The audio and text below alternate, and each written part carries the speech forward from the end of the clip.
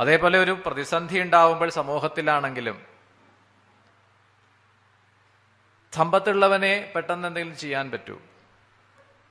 വലിയ വലിയ വ്യവസായികളും ഒക്കെ കാണാം, ഒരു ലോകത്തിന് സമൂഹത്തിന് ഒരു ആപത്ത് വരുമ്പോൾ ഉടനെ അവരുടെ കയ്യിലെ പണം ചെലവഴിച്ചിട്ടാണ് പല ഏർപ്പാടുകളും ചെയ്തു വെക്കുന്നത്. ഇതൊക്കെ നമ്മൾ കുറച്ച് നാൾ മുമ്പ് കണ്ടതാണ്, ലോകം മുഴുവനും പ്രതിസന്ധിയിലായപ്പോൾ. അപ്പൊ സമ്പത്തിന് വേണ്ടി, വിവാഹത്തിന്, നല്ല ദാമ്പത്യ ജീവിതം നയിക്കാൻ വേണ്ടി ഇന്നത്തെ കാലഘട്ടത്തിൽ ഏറ്റവും എനിക്ക് തോന്നുന്നു നമ്മുടെ ജീവിതത്തിൽ പ്രതിസന്ധിയിൽ ഉള്ള ഒരു സംഗതിയാണ് ഈ ദാമ്പത്യ ജീവിതം. പണ്ടത്തേതിനേക്കാൾ അധികം ഇന്ന് നോക്കിയാൽ കാണാം. പണ്ടൊക്കെ നിങ്ങളുടെ കുട്ടിക്കാലത്ത് ഒരു പക്ഷെ ഓർമ്മയുണ്ടാവും, വിവാഹം എന്നൊക്കെ നമ്മൾ എങ്ങനെയാണ് ചെയ്യുക, അല്ലെങ്കിൽ എങ്ങനെയാണ് നടത്തുക. ഒരു ബാഗും ഒക്കെ ആയിട്ട് ഒരാൾ വരുന്നുണ്ടാവും, അയാളുടെ കയ്യിൽ ഒരു ഡയറി ഉണ്ടാവും, കുറെ ഫോട്ടോ ഉണ്ടാവും, എന്നിട്ട് ഇങ്ങനെ കാണിക്കും, ഇത് നോക്കിയേ, അത് നോക്കിയേ. ആകെ നമുക്ക് കിട്ടുന്ന ഡാറ്റ അതാണ് അന്നത്തെ കാലത്ത്. ആ ഫോട്ടോയുടെ പുറകിൽ എഴുതിയിട്ടുണ്ടാവും അഡ്രസ്സൊക്കെ. ഇനി അവരെ കുറിച്ച് കൂടുതൽ ഡീറ്റെയിൽസ് കിട്ടാൻ എന്താ വഴി? ഇന്നത്തെ പോലെ ഇന്റർനെറ്റ് യുഗമൊന്നുമല്ല. അപ്പൊ ആ നാട്ടില് ഇപ്പൊ ഒരു പുത്രിയെ, പെൺകുട്ടിയെ വിവാഹം കഴിച്ചയക്കാൻ പോവുകയാണെങ്കിൽ ആ കഴിക്കാൻ പോണ ആളുടെ നാട്ടിൽ പോയിട്ട്, അടുത്ത വീടുകളിൽ പോയിട്ട് സ്വകാര്യമായിട്ട് അന്വേഷിക്കുക, എങ്ങനെയുണ്ട് പയ്യൻ ചോദിക്കുകയാണ്. അപ്പൊ ചില നല്ലതും ചീത്തയുമായ ചില വാർത്തകൾ കേൾക്കും. ചിലർ പറയും കുഴപ്പമൊന്നുമില്ല, ചിലർ പറയും ഉള്ളി തിന്നും, വേറെ കുഴപ്പമൊന്നുമില്ല. അങ്ങനെയൊക്കെ അങ്ങനെ പഴയ ഒരു ചൊല്ലാണല്ലോ. ഒരു പയ്യനെ കുറിച്ച് ചോദിച്ചപ്പോൾ പറഞ്ഞതാണ്, വേറെ ദുശ്ശീലമൊന്നുമില്ല, ഉള്ളി തിന്നുന്നതാണ്. അതെന്തിനാ ഈ ഉള്ളി? ചിലപ്പോൾ ഏലക്കായ കഴിക്കും. അതെന്തിനാണ്? അത് വേറെ ചിലതിന്റെ ഗന്ധം അറിയാതിരിക്കാനാണ് അത്ര. അപ്പൊ അവൻ അതും ഉണ്ടാവുക. ഇങ്ങനെ ചോദിച്ചു വന്നപ്പോൾ അവനെല്ലാം ഉണ്ട്. അവന്റെ കയ്യിലിരിപ്പേ ശരിയല്ല എന്നാണ്. ഇങ്ങനെ നമ്മൾ പണ്ട് കാലങ്ങളിൽ പലതും അന്വേഷിച്ചും ഒക്കെയാണ് നടത്തുക. അതും ചിലത് ശരിയാവും, ചിലത് ശരിയാവില്ല. പക്ഷെ ഇന്നത്തെ ഈ കാലഘട്ടത്തിൽ, വളരെ തിരക്കേറിയ ജീവിതത്തിൽ നോക്കിക്കോളൂ, വിവാഹം നടക്കുന്നതിനേക്കാൾ വേഗത്തിലാണ് ഈ വിവാഹ ബന്ധങ്ങൾ ശിഥിലമാവുന്നത് എന്ന് കാണാം. നല്ല അനുഗ്രഹം ഉണ്ടെങ്കിലേ, നമുക്ക് നല്ല ഭാഗ്യമുണ്ടെങ്കിലേ, നമ്മുടെ പ്രാർത്ഥന നല്ലപോലെ ആയാൽ മാത്രമേ നമുക്ക് അത്തരത്തിൽ ഈ നല്ല ദാമ്പത്യത്തെ മുന്നോട്ട് നയിക്കാൻ കഴിയൂ എന്നാണ്. അതാണ് ഇവിടെ പറഞ്ഞത്, വിവാഹേ ദുർഗമേ മാർഗേ ദുർജയേച തഥൈവച കവിത്വേച മഹാശാസ്ത്രേ വിജ്ഞാനാർത്ഥി ഫലം ലഭേൽ.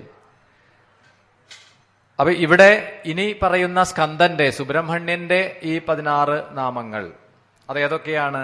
പ്രഥമോജ്ഞാനശക്തിയാത്മാ ദ്വിതീയോ സ്കന്ദ ഏവച അഗ്നിഭൂഷ തൃതീയസ്യാൽ ബാഹുലേയശ്ചതുർധത ഗാംഗേയ പഞ്ചമോ വിദ്യാൽ ഷഷ്ട ശരവണോദ്ഭവ സപ്തമ കാർത്തികേയസ്യാൽ കുമാരസ്യാസ്തഥാഷ്ടമ നവമ ഷൺമുഖശൈവ ദശമ കുക്കുടധ്വജ ഏകാദശ ശക്തിധരാ ഗുഹോ ദ്വാദശ ഏവച ത്രയോദശോ ബ്രഹ്മചാരി ഷാൺമാതുരശ്ചതുർദശ ക്രൗഞ്ചഭിൽ പഞ്ചദശ ഷോഡശ ശിഖിവാഹന ഏതൽ ഷോഡശനാമാനി ജപേൽ സമ്യക് സമാദരം.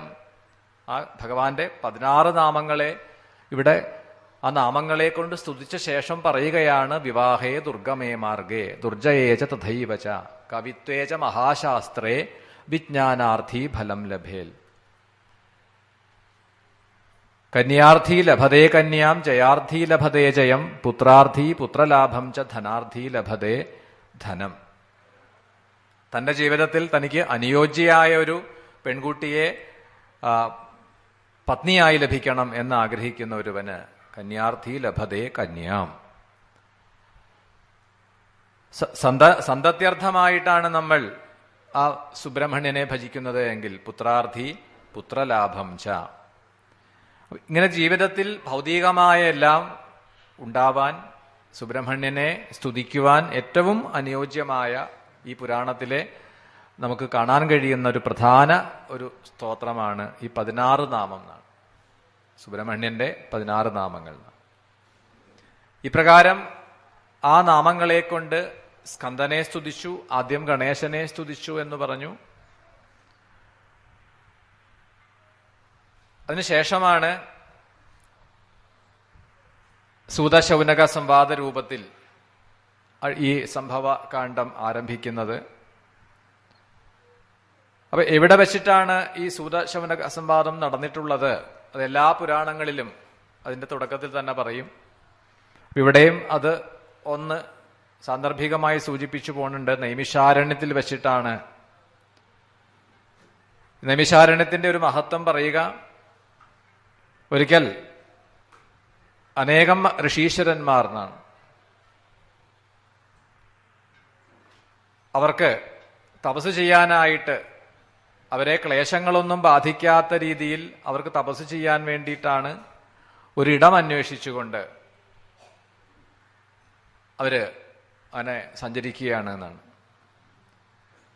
എന്നിട്ടാണ് അവര് ബ്രഹ്മാവിനെ ആശ്രയിച്ചുകൊണ്ട് ബ്രഹ്മദേവനോട് പ്രാർത്ഥിക്കുകയാണ്, ഞങ്ങൾ എവിടെയാണ് തപസ് അനുഷ്ഠിക്കേണ്ടത്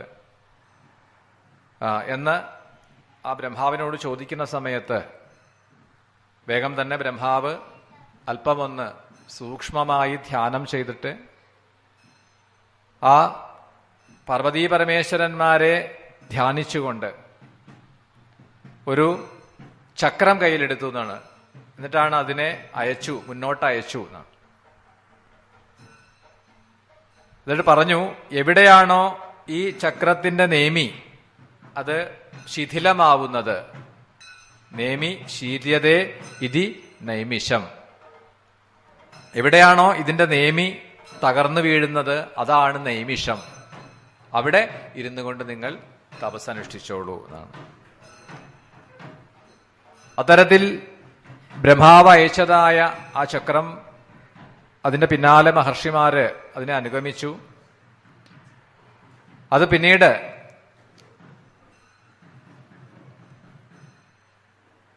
ഒരു വനപ്രദേശത്ത് എത്തിയിട്ടാണ് ഒരു ശിലാതലത്തിൽ അത് തകർന്നു. ആ വനപ്രദേശമാണ് നൈമിഷാരണ്യം എന്നറിയപ്പെടാൻ തുടങ്ങിയത്.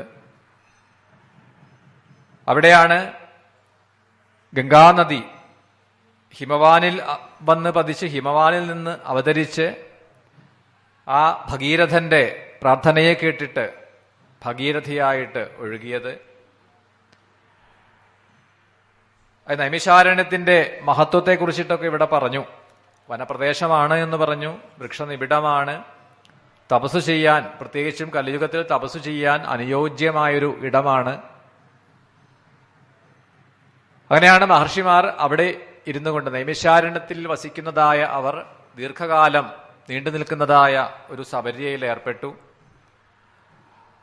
ആ മഹർഷിമാരുടെ യാഗശാലയിലേക്ക് എത്തിച്ചേരുന്ന സൂതനെ സ്വീകരിച്ചുകൊണ്ട് പുരാണ കഥകളെ പറയുവാനായി വേദവ്യാസ മഹർഷി അനുഗ്രഹിച്ച് നിയോഗിച്ചിട്ടുള്ള ആളാണ് സൂതൻ എന്ന് കാണാം. ആ സൂതനെ അവർ സ്വീകരിച്ചു, ഉപചാരങ്ങളെല്ലാം ചെയ്തു. എന്നിട്ട് ചോദിക്കുകയാണ്. അത്തരത്തിൽ സൂതശൗനക സംവാദ രൂപേണയാണ് നമ്മൾ ഈ സംഭവ കാണ്ഡം പറഞ്ഞ് തുടങ്ങിയത്. ആദ്യം തന്നെ ആ ശ്രീ പരമേശ്വരൻ സനകാദികൾക്ക് നൽകുന്നതായ ഉപദേശത്തെ ഒന്ന് സ്മരിച്ചു. തുടർന്ന്